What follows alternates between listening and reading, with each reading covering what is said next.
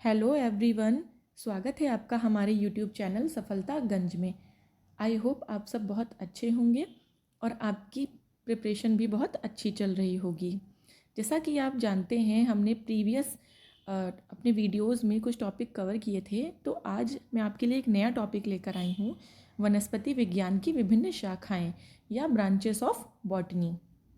Similarly जैसे हमने previous video में कवर किया था ब्रांचेस ऑफ जूलॉजी, आज हम कवर करेंगे ब्रांचेस ऑफ बॉटनी। ये जो ब्रांचेस वाला टॉपिक होता है, उससे हर वनडे एग्ज़ाम में एक क्वेश्चन ज़रूर आता है, वो फिक्स होता है। तो अगर आप इन दोनों वीडियोस को थॉरली देख लेंगे एंड तक और अपनी नोटबुक में नोट कर लेंगे, तो आई एम श्योर, मैं आपको 100% गारंटी देती हूँ कि आपका एक क्वेश्चन इससे ज़रूर फंसेगा, क्योंकि ये जितने भी क्वेश्चंस मैंने फ्रेम किए हैं ये आपके प्रीवियस ईयर किसी ना किसी एग्ज़ाम में आए हुए हैं। ओके, तो चलिए बिना किसी देरी के हम स्टार्ट करते हैं अपने वीडियो को। पर आपको पता है कि आपको क्या करना है, आपको हमारे वीडियो को लाइक करना है, शेयर करना है और हमारे चैनल सफलतागंज को सब्सक्राइब करना है। चलिए शुरू करते हैं आज का वीडियो। तो फ्रेंड्स, पहला क्वेश्चन है, फाइकोलॉजी के अंतर्गत किसका अध्ययन किया जाता है? कवक का, शैवाल का, पारिस्थितिकी का या विषाणु का? जो हमारा फाइकोलॉजी होता है उसके अंदर हम शैवाल की स्टडी करते हैं। शैवाल को हम इंग्लिश में बोलते हैं एल्गी। अब ये एल्गी क्या होते हैं? एल्गी जो होते हैं ये एक स्मॉलर ऑर्गेनिज्म होते हैं, प्लांट होते हैं ये बेसिकली, बट इनमें क्लोरोफिल प्रेजेंट होता है। ठीक है, इनमें क्लोरोफिल प्रेजेंट होता है, इसलिए ये अपना खाना खुद बना सकते हैं। मतलब जो शैवाल होते हैं या जो एल्गी होते हैं वो स्वपोषी होते हैं, परपोषी नहीं होते हैं। जबकि जो कवक होता है इसे हम फंजाई बोलते हैं, इसे हम फंजाई बोलते हैं। इसमें क्लोरोफिल, ये जो क्लोरोफिल होता है ये नहीं होता है, एब्सेंट होता है। तो कवक जो होते हैं अपना भोजन स्वयं नहीं बना पाते हैं, मतलब ये हेटेरोट्रॉप्स होते हैं या परपोषी होते हैं। और कवक जो होता है उसकी जो स्टडी होती है उसे हम माइकोलॉजी बोलते हैं, माइकोलॉजी।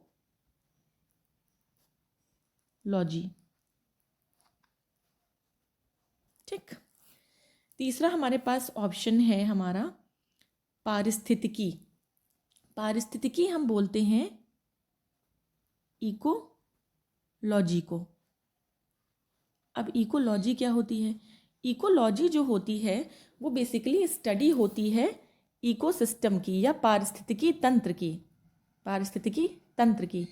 अब आप सोचेंगे कि पारिस्थितिकी तंत्र क्या होता है?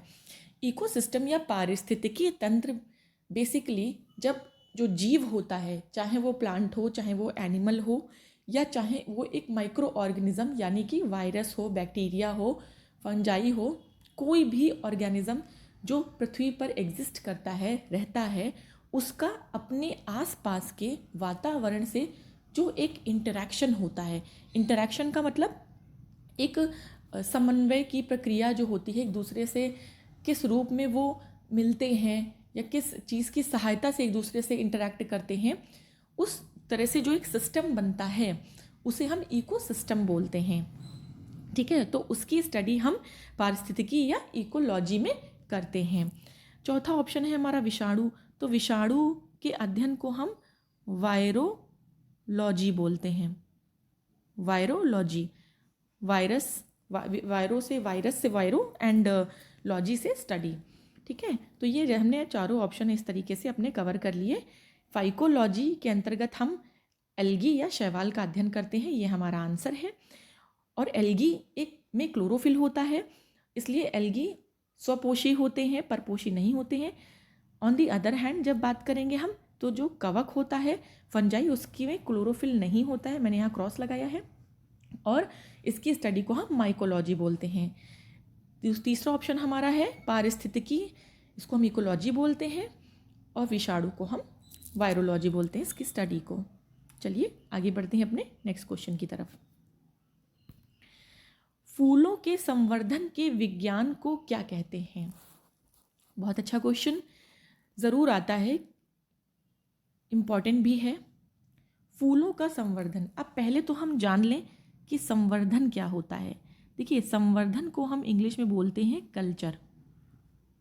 अब ये कल्चर जो है आपका संस्कृति वाला कल्चर नहीं है, ठीक है, ये उससे डिफरेंट है। एक कल्चर का मतलब होता है संस्कृति, ठीक है, हम आर्ट एंड कल्चर पढ़ते हैं एक सब्जेक्ट की तरह, बट ये कल्चर जो संवर्धन वाला है इसका मतलब संस्कृति नहीं होता है।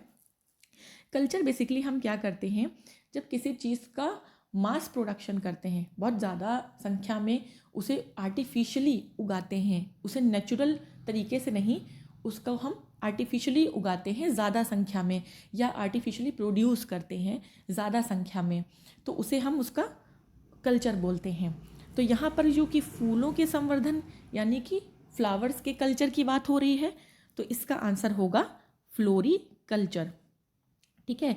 फ्लोरीकल्चर को हम कहते हैं फूलों का संवर्धन, यानी कि फूलों को या फ्लावर्स को बहुत ज़्यादा संख्या में एक आर्टिफिशियल मीडियम में उगाना या बनाना, उसकी जो प्रक्रिया है उसे हम फ्लोरीकल्चर बोलते हैं।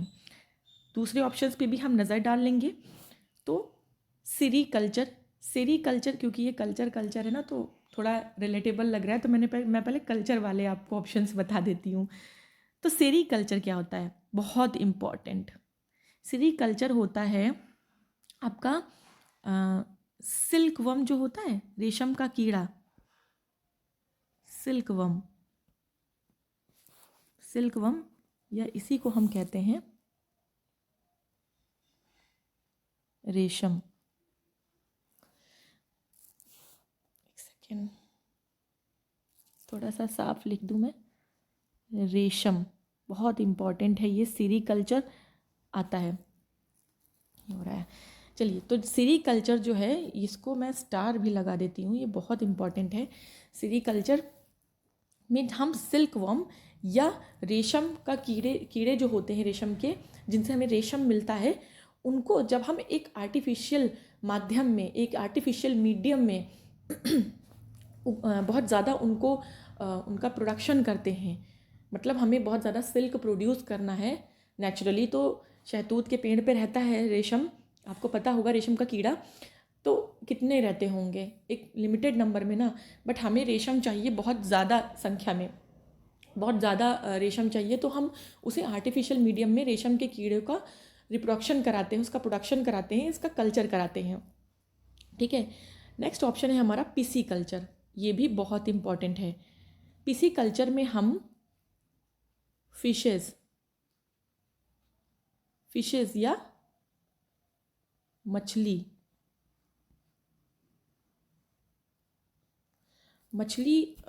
का जब कल्चर कराते हैं, मतलब मछली पालन करते हैं ना हम लोग, तो उसको हम पिसी कल्चर ही बोलते हैं, फिशी नहीं सॉरी, पिसी कल्चर ही बोलते हैं। उसमें हम मछलियों का पालन करते हैं, मछलियों को अपने यूज़ के लिए, एक्सपोर्ट करने के लिए और या उसका प्रोडक्शन बढ़ाने के लिए हम पिसी कल्चर करते हैं। एक हमारा ऑप्शन है फिनोलॉजी। इसमें हम क्या करते हैं, फिनोलॉजी में बेसिकली जो टाइम होता है, मतलब एक पौधा होता है, उसमें उसके लाइफ साइकिल में कई सारे इवेंट्स हो रहे होते हैं, मतलब पहले वो बीज होता है, फिर वो छोटा सा पौधा बनता है, फिर वो बड़ा होता है, फिर उसमें खुद के फल लगते हैं, फिर वो फल नीचे गिरता है, फिर उस फल से का जो वो फल तो सड़ जाता है, उसका बीज होता है, फिर उस बीज से एक नया पौधा निकलता है। तो उसकी जो एक लाइफ साइकिल होती है, उसमें जितने भी इवेंट्स हो रहे होते हैं, जितने भी प्रक्रियाएं हो रही होती हैं, उनको जब हम स्टडी करते हैं तो उसको हम फिनोलॉजी बोलते हैं। तो इस तरीके से आपने चारों ऑप्शन देख लिए होंगे और नोट भी कर लिए होंगे। बहुत इंपॉर्टेंट है ये फ्लोरीकल्चर, सेरीकल्चर और पिसीकल्चर पे भी स्टार लगा दीजिए, आता है ये क्वेश्चन। तो इस तरीके से हमने 4 कल्चर और पढ़ लिए। मूव करते हैं हमारे नेक्स्ट क्वेश्चन की तरफ। डेंड्रोलॉजी का संबंध किससे है? पुष्पों के अध्ययन से, वृक्षों के अध्ययन से, पौधों के अध्ययन से या झाड़ियों के अध्ययन से? डेंड्रोलॉजी, इसमें यहाँ पर 2 ऑप्शन करेक्ट हैं, बट मैं आपको बताऊंगी कि जब वो दोनों सही ऑप्शन आपको दिए हों क्वेश्चन में, तो आपके लिए मोस्ट अप्रोप्रिएट आंसर क्या होगा। तो वैसे इस क्वेश्चन का आंसर है झाड़ियों के अध्ययन से। इसका सही आंसर है झाड़ियों के अध्ययन को हम डेंड्रोलॉजी बोलते हैं, लेकिन वृक्षों के अध्ययन को भी हम डेंड्रोलॉजी बोलते हैं। तो मैंने इस पर डबल टिक किया है, मैंने इसे स्टार किया है। अगर ये क्वेश्चन आता है और आपके पास झाड़ियों का अध्ययन ऑप्शन में है तो आप इसको पहले टिक करेंगे। अगर झाड़ियों का अध्ययन नहीं है ऑप्शन में तो आप वृक्षों के अध्ययन को भी टिक कर सकते हैं। नज़र डालते हैं अपने बाकी के ऑप्शंस पे। तो पौधों के अध्ययन को हम, आपको पता ही है, बॉटनी बोलते हैं। हम पूरी वनस्पति विज्ञान ही पढ़ते हैं, बॉटनी वनस्पति विज्ञान, उसमें हम पौधों का अध्ययन करते हैं। और एक ऑप्शन है हमारे पास पुष्पों का अध्ययन। पुष्पों का अध्ययन, अभी हमने इसके पहले वाले क्वेश्चन में फूलों का कल्चर कराया था या संवर्धन कराया था, तो उसे हम फ्लोरिकल्चर बोल रहे थे। बट अभी हम यहाँ बात कर रहे हैं पुष्पों के अध्ययन के बारे में, तो उसे हम बोलते हैं एंथोलॉजी। ओके, पुष्पों के अध्ययन को हम एंथोलॉजी बोलते हैं। तो इस तरीके से हमने चारों ऑप्शन देख लिए, अपने चारों ऑप्शन पर एक बार नज़र डाल ली। चलिए मूव करते हैं हमारे नेक्स्ट क्वेश्चन की तरफ। पुष्पों का अध्ययन कहलाता है, अरे वाह, अभी मैंने आपको जस्ट एक स्लाइड पहले बताया, पॉलिनोलॉजी, एंथोलॉजी, फिनोलॉजी या एग्रेस्टोलॉजी। बिल्कुल सही, इसका करेक्ट ऑप्शन जो है वो एंथोलॉजी है। अभी मैंने आपको एक स्लाइड पहले ही बताया कि पुष्पों का या फूलों का अध्ययन जो है वो एंथोलॉजी कहलाता है। नज़र डालते हैं हमारे बाकी ऑप्शंस पे। तो पैलिनोलॉजी, पॉलिनोलॉजी जो है, हम जो पॉलन ग्रेन की स्टडी करते हैं, पॉलन ग्रेन। अब ये पॉलन ग्रेन क्या होते हैं? पॉलन ग्रेन होते हैं हमारे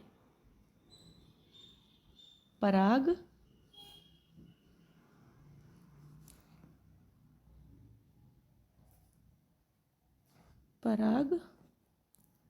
कण होते हैं हमारे। जब आप पौधों के बारे में पढ़ते होंगे तो आप पराग कण भी पढ़ते होंगे। ये पराग कण हवा के माध्यम से या किसी इंसेक्ट के हाथ पैरों में चिपक कर एक फूल से दूसरे फूल तक जाता है और फिर उस पराग कण जाकर पॉलिनेट करता है उस फ्लावर को, और उसके फ्लावर के स्टिग्मा पे जाता है, फिर वो स्टाइल से ओवरी तक जाता है, फिर उसके बाद एक नया जाइगोट बनता है और उससे ही आगे चल के बीज बनता है और भ्रूण बनता है। ठीक है, तो पॉलन ग्रेन जो होता है उसकी स्टडी को हम पॉलिनोलॉजी बोलते हैं।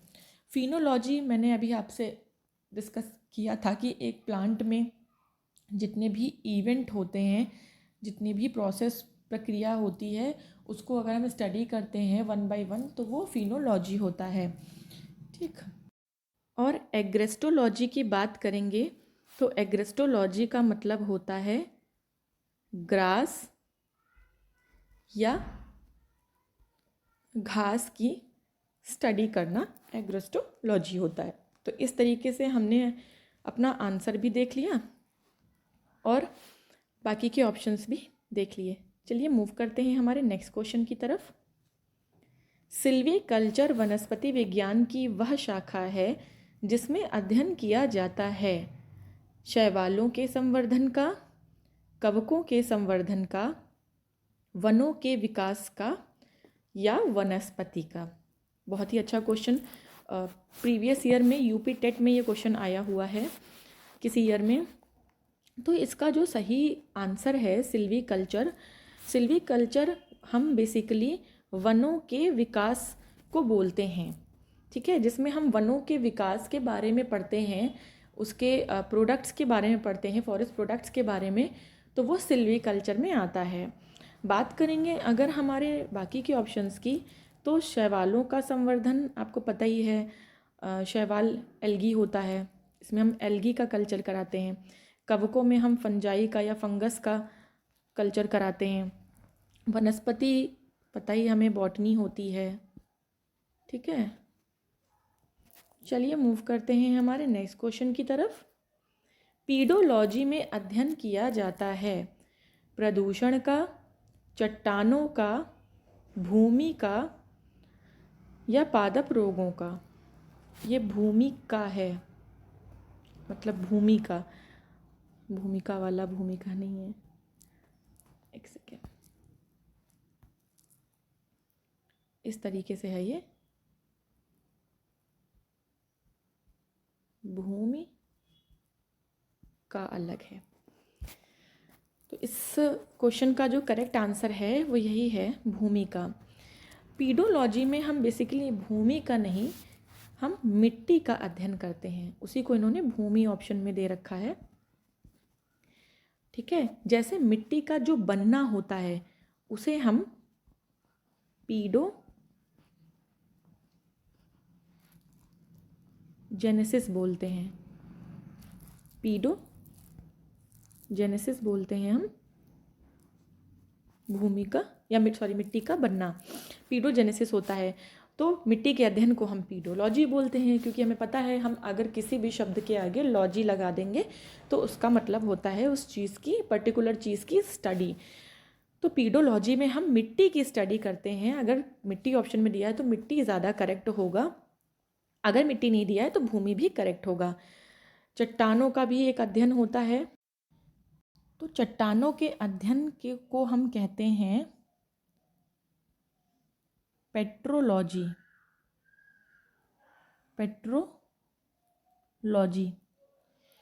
प्रदूषण की बात करें तो प्रदूषण के अध्ययन के लिए हमारे पास ऐसा कोई पर्टिकुलर शब्द तो नहीं है, लेकिन हम इसे एनवायरमेंटल साइंस के अंदर पढ़ते हैं, ठीक है।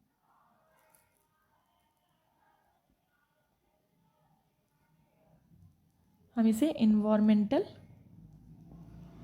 साइंस के अंदर पढ़ते हैं। और पादप रोगों की अगर हम बात करें तो इन्हें हम प्लांट पैथोलॉजी के अंदर पढ़ते हैं, ठीक है। चलिए मूव करते हैं हमारे नेक्स्ट क्वेश्चन की तरफ। फलों का अध्ययन कहलाता है स्पर्मोलॉजी, एंथोलॉजी, पोमोलॉजी या पीडोलॉजी। बहुत ही इम्पॉर्टेंट क्वेश्चन है, इसको आप स्टार मार्क कर लीजिए। फलों के अध्ययन को हम पोमोलॉजी बोलते हैं। इसके अंतर्गत हम फल के प्रकार का अध्ययन करते हैं कि फल भी अपने डेवलपमेंट के आधार पर कई तरीके के होते हैं। कुछ ट्रू फ्रूट्स होते हैं, कुछ स्यूडो फ्रूट्स होते हैं। स्यूडो फ्रूट्स का या फॉल्स फ्रूट का अगर एक बहुत अच्छा एग्जाम्पल मैं आपको बताऊं कि फॉल्स फ्रूट किसे कहते हैं, तो फॉल्स फ्रूट का एक बहुत अच्छा एग्जाम्पल है, कभी कभी क्वेश्चंस में भी आ जाता है कि इनमें से कौन एक फॉल्स फ्रूट का एग्जाम्पल है, मतलब सच का फल नहीं है, झूठ में फल है। तो वो एप्पल यानी कि सेब एक फॉल्स फ्रूट का एग्जाम्पल है, क्योंकि सेब ट्रू फ्रूट क्या होता है, जो या ट्रू चीज़ कोई भी क्या होती है, जो एक प्रोसेस बनी हुई है नेचुरल, उससे अगर कोई चीज़ बन रही है तो वो सच है, ट्रू है। लेकिन अगर कोई चीज़ प्रकृति के नियम के विरुद्ध बन रही है तो वो हमारे लिए सच नहीं होती है, हमारे लिए झूठ होती है या फॉल्स होती है। उसी तरीके से सारे फ्रूट्स क्या होते हैं, एक प्रोसेस से बनते हैं, बीज होता है, बीज से जो है आगे चल के फल बनता है। लेकिन जो एप्पल होता है वो थैलेमस से बनता है, ठीक है। वो बहुत ज़्यादा डीप हो जाएगा, पर आप ये याद रखिए कि एक फॉल्स फ्रूट का एग्जाम्पल है एप्पल, ये एक ट्रू फ्रूट का एग्जाम्पल नहीं है। बाकी के ऑप्शंस को देखें तो स्पर्मोलॉजी में हम पॉलन ग्रेन की स्टडी कर सकते हैं। पॉलन ग्रेन के लिए अलग से भी एक ब्रांच है पैलिनोलॉजी, बट हम स्पर्मोलॉजी में भी स्टडी कर सकते हैं। एंथोलॉजी मैंने आपको बताया था फ्लावर्स के लिए है, फूल के लिए, फ्लावर्स या फूल के अध्ययन को हम एंथोलॉजी बोलते हैं। पीडोलॉजी मैंने आपको बताया था सॉइल या मिट्टी के लिए, मिट्टी के अध्ययन को हम बोलते हैं पीडोलॉजी, ओके। तो इस तरीके से हमने बाकी के ऑप्शंस पे भी नज़र डाल ली। चलिए मूव करते हैं हमारे नेक्स्ट क्वेश्चन की तरफ। पराग कणों का अध्ययन कहलाता है पोमोलॉजी, पैलिनोलॉजी, साइकोलॉजी या माइकोलॉजी। अभी हमने 2 बार इस क्वेश्चन को सॉल्व किया है। परागकणों का अध्ययन कहलाता है पैलिनोलॉजी, या हम इसे स्पर्मोलॉजी भी बोल सकते हैं, स्पर्मोलॉजी।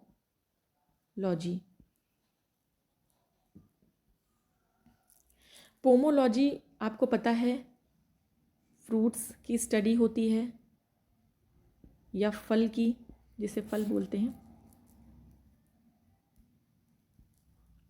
फलों के अध्ययन को हम पोमोलॉजी बोलते हैं। साइकोलॉजी आप जानते होंगे, एक सब्जेक्ट भी होता है साइको, इसमें हम जो ह्यूमन होता है उनके दिमाग में क्या चीज़ें चल रही होती हैं, उनकी मानसिक स्थिति, मन की स्थिति को जानने के लिए, उनकी जो मानसिक स्थिति है उसको जानने के लिए हम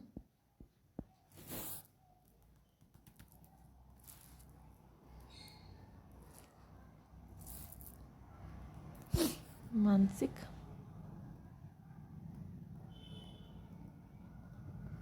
जो स्थिति है उसको जानने के लिए हम साइकोलॉजी के थ्रू स्टडी करते हैं। माइकोलॉजी आपको पता है, मैंने बताया था कवक के बारे में,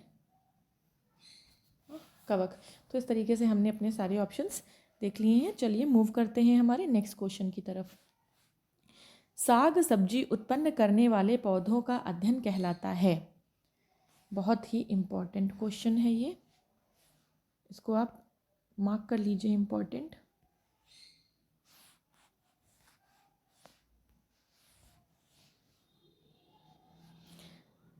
मार्क कर लीजिए इस तरीके से, इम्पॉर्टेंट। साग सब्जी वाले जो पौधे होते हैं उनको जब हम कल्चर करते हैं या उनको उत्पन्न कराते हैं तो उसे हम बोलते हैं ओलेरी कल्चर, ठीक है। बाकी के ऑप्शंस पे अगर हम नज़र डालें तो विटीकल्चर, बहुत इंपॉर्टेंट, विटीकल्चर स्टार कर लीजिए। इसमें हम अंगूर का भारी मात्रा में प्रोडक्शन करते हैं तो हम विटीकल्चर उसे बोलते हैं। तीसरा ऑप्शन है फाइटोजियोग्राफी। फाइटोजियोग्राफी में हम जो पेड़ पौधे होते हैं उनका जो ज्योग्राफिकल डिस्ट्रीब्यूशन है, वो जो पेड़ पौधे हैं वो हमारे पृथ्वी पर कहाँ कहाँ फैले हुए हैं, कौन कौन से पौधे कहाँ कहाँ किस मात्रा में फैले हुए हैं, उसको जब हम स्टडी करते हैं तो उसे हम फाइटोजियोग्राफी, पौधों का वितरण इसमें हम लिख सकते हैं, पौधों का वितरण, पूरी पृथ्वी पर पौधों का जो वितरण है उसको स्टडी करेंगे हम, तो वो फाइटोजियोग्राफी होता है। जेनेटिक्स की बात करें, आपको पता ही होगा इसमें आनुवंशिकी होता है ये। इसमें हम जो कैरेक्टर्स होते हैं एक जनरेशन से दूसरे जनरेशन में कैसे जाते हैं, कैसे ट्रांसफ़र होते हैं डीएनए के थ्रू, वो हम आनुवंशिकी या जेनेटिक्स में पढ़ते हैं। क्योंकि कैरेक्टर्स का जो ट्रांसफ़र होता है वो केवल ह्यूमन में ही नहीं होता है या एनिमल्स में नहीं होता है, प्लांट्स में भी जो कैरेक्टर्स होते हैं वो एक प्लांट से दूसरे प्लांट में जाते हैं, ठीक है। चलिए मूव करते हैं हमारे नेक्स्ट क्वेश्चन की तरफ। जीव द्रव्य के पृथक्करण एवं संयोजन से संबंधित वनस्पति विज्ञान की शाखा कहलाती है। एग्रीकल्चर, हॉर्टिकल्चर, टिश्यू कल्चर या एक्वाकल्चर। बहुत ही अच्छा क्वेश्चन, बहुत ही इम्पोर्टेंट भी है ये, इसको स्टार मार्क कर लीजिए। ये तो नेक्स्ट क्वेश्चन आ गया। हाँ, बहुत ही इम्पोर्टेंट क्वेश्चन, इसको आप स्टार मार्क कर लीजिए। जीव द्रव्य के पृथक्करण एवं संयोजन से संबंधित वनस्पति विज्ञान की शाखा, ये कहलाती है टिश्यू कल्चर। अब हम जानेंगे डिटेल में टिश्यू कल्चर के बारे में। टिश्यू कल्चर होता क्या है? टिश्यू कल्चर में हम क्या करते हैं कि जैसे ये आपके पास कोई एक पौधा है, ठीक है। अब ये आपके बहुत ही रेयर है, ये ठीक रेयर है या आपके एरिया में नहीं पाया जाता है, लेकिन आपको इस पौधे, ये कोई मेडिसिनल मान लीजिए प्लांट है, कोई दवाई का पौधा है और इससे बहुत एक अच्छी दवाई मिलती है जो लोगों के लिए बहुत उपयोगी है, लेकिन ये हमारे एरिया में नहीं होता है।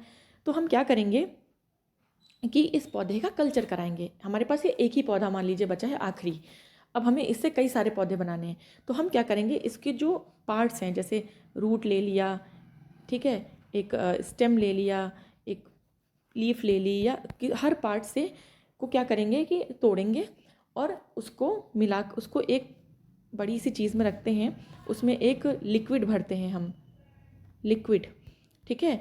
इस लिक्विड में डालते हैं और इन पार्ट्स का कल्चर कराते हैं, और इन पार्ट से जाकर आगे चलकर हर पार्ट से एक नया पौधा बन जाता है। तो अब हमारे पास एक पौधे से कई सारे इस तरीके से पौधे बन जाते हैं, और हम उससे अपना यूज़ कर सकते हैं, उससे अपना जो भी मेडिसिन जो भी उससे निकल रहा है उसका यूज़ कर सकते हैं। तो इसे कहते हैं टिश्यू कल्चर। टिश्यू कल्चर से हम क्या करते हैं, पौधे के किसी एक पार्ट को, या एनिमल में भी ये होता है टिश्यू कल्चर, उसके किसी पार्ट को लेते हैं और उस पार्ट से पूरा का पूरा एक नया जीव, नया ऑर्गेनिज्म बना के रख देते हैं, उसे हम बोलते हैं टिश्यू कल्चर। समझ गए अब? ये था टिश्यू कल्चर। अब हम बात कर लेंगे बाकी के ऑप्शंस की। तो एग्रीकल्चर, एग्रीकल्चर आपको पता ही होगा, एग्रीकल्चर बोलते हैं कृषि को, ठीक है। हॉर्टिकल्चर क्या होता है? हॉर्टिकल्चर में हम बेसिकली क्या करते हैं, जो गार्डन वाली क्रॉप्स होती हैं, गार्डन वाली क्रॉप्स मतलब जो भी ऑर्नामेंटल फ्लावर्स होते हैं, मतलब साज सजावट के पौधे, या सब्जियों को या फलों को उगाने के लिए, उनका कल्चर कराने के लिए जो ब्रांच हम यूज़ करते हैं वो हॉर्टिकल्चर होती है। टिश्यू कल्चर मैंने आपको भी समझा ही दिया। एक्वा कल्चर क्या होता है? एक्वा कल्चर में हम बेसिकली जो फ़िश होती हैं, ठीक है, या शेल फिश होती हैं, शेल फिश मतलब जो कवर में रहने वाले होते हैं ना, जैसे वो मोती पर्ल वाला जो एनिमल होता है, जिसे हम यूनियो बोलते हैं ना। तो इस तरीके के जो समुद्री जीव होते हैं, इनका जब हम आर्टिफिशियल मीडियम में कल्चर कराते हैं, प्रोडक्शन करते हैं, तो उसे हम एक्वा कल्चर बोलते हैं। तो ये हमारे कुछ ब्रांचेस थी बॉटनी की या वनस्पति विज्ञान की, जिनके बारे में मैंने आपको बताया। आई होप आपको ये समझ में आया होगा, और इसमें कुछ चीज़ें ज़ूलॉजी की भी थी, कुछ कॉमन चीज़ें भी थी। हर एक ऑप्शन बहुत इम्पॉर्टेंट है, और ये जितने भी क्वेश्चंस मैंने आपको कराए हैं ये प्रीवियस ईयर किसी ना किसी एग्ज़ाम में आए हुए हैं। तो इन्हें बहुत ध्यान से आप देखिएगा और बहुत ध्यान से नोट भी करिएगा, क्योंकि जैसा कि मैं हमेशा कहती हूँ कि केवल वीडियो देख लेने से कुछ नहीं होता है, आपको उसे नोट भी करना चाहिए, ताकि आप जब अपने एग्ज़ाम के लास्ट मोमेंट पे पहुँचें 1-2 दिन पहले, तो आपके पास रिवाइज़ करने के लिए कुछ शॉर्ट एंड क्रिस्प नोट्स होने चाहिए। तो ठीक है, ये था आज का video. Thank you so much. अगर आपको हमारा वीडियो अच्छा लगा हो तो हमारे वीडियो को लाइक करें, शेयर करें, चैनल को सब्सक्राइब करें, सो दैट ऐसे ही बहुत यूज़फुल कंटेंट हम आपके पास लेकर आते रहें। तब तक के लिए नमस्कार, जय हिंद, बाय बाय।